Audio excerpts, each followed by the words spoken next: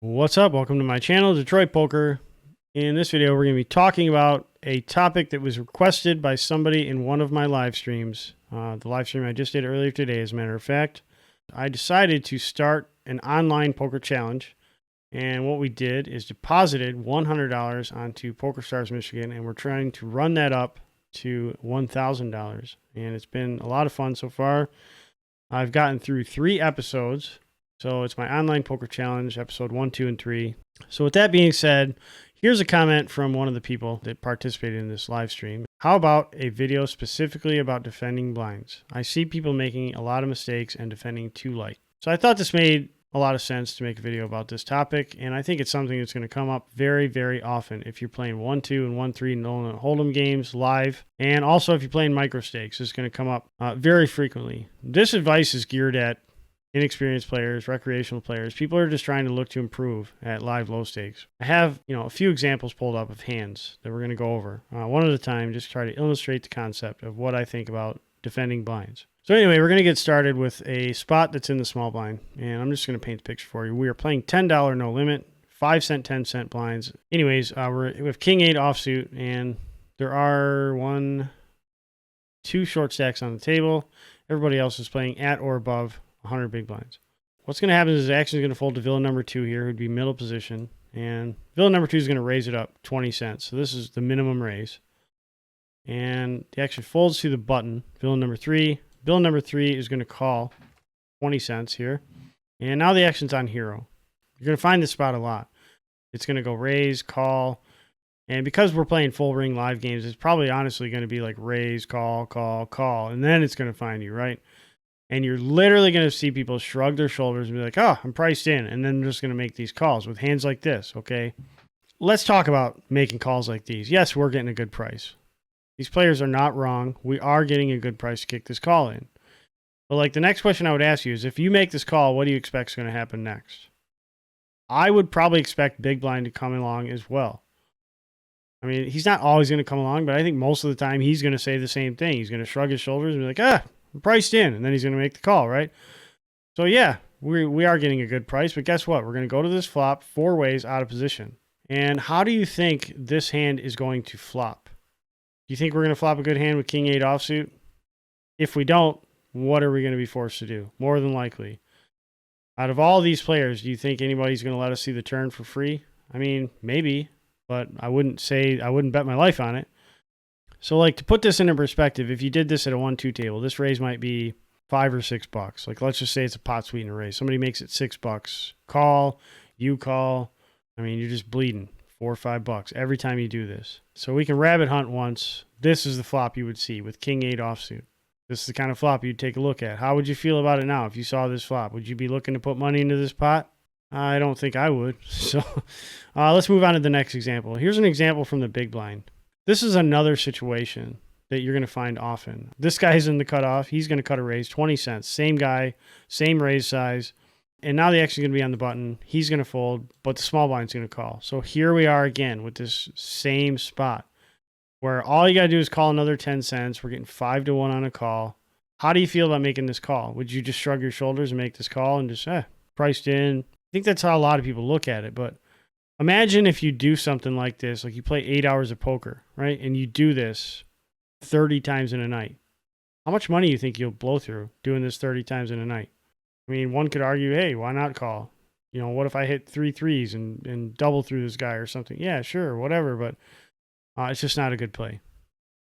Playing passive and calling with garbage hands, just never a winning formula. So that's my opinion on that, but we're going to take a rabbit here. Let's say we had called, close the action. There's the flop we'd see. How do you feel about that flop? Small blind would check. We'd probably check. Big blind would check it through. Turn is a 6. Small blind bets 30 cents. Are you calling this with a guy behind you with a pair of 3s? I mean, maybe you would. I don't know. But I wouldn't. I wouldn't call there. I would fold pre-flop. And if I was here on the flop, lost my mind and called with 10-3 offsuit, I would fold here as well. Just be trying to get out of the situation so I don't lose any more money. That's the way I would look at it. So let's get into the next example, okay? Here's another spot from the small blind, 5-8 offsuit. And the reason why I'm choosing these examples is because I believe that this is very relatable to what the things you're going to see. So villain number 1 here raises first in under the gun to 35 cents. Okay, it folds to the button, who's villain number 3. He's going to make this call at 35 cents. Very similar spot. Consider this, if you were playing a 1-2 game, consider this like a $10 raise. This is pretty standard raise size. That's probably equivalent to like a $10 raise at a 1-2 game, 10 or 12 bucks. There's a lot of people out there that would make this call with 5-8 just trying to get lucky. You know, oh, I might hit the flop. And the mindset varies from like, I'm priced in, or, you know, some people view it as like they actually remember what they folded. And then if they fold a hand that would have been a winner, then they call everything for like the next 2 hours. Some people just never want to fold a winner. They never want to fold 5-8 and then they would have flopped a straight, or they would have flopped 8-8-5 or whatever. And, you know, that actually tilts people when they fold a hand that would have won. But you just got to think big picture here. If you're making these calls regularly, it's like a submarine with a screen door installed. We should be folding here. That's what I did. But just to give you a little rabbit, 5-8 offsuit, this is the flop. This is what we would have flopped. And we would have been first to act. You'd be facing a pot-sized bet and a call. What would you do here, 5-8 offsuit? I certainly hope you would fold. So I do have one more example for us to go over.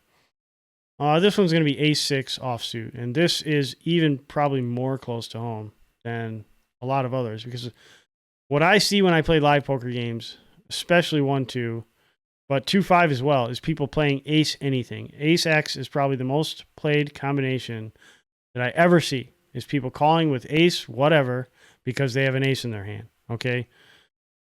So once again, villain number 1 raises to 35 cents, which is the equivalent of 10 or 12 bucks at a 1-2 game.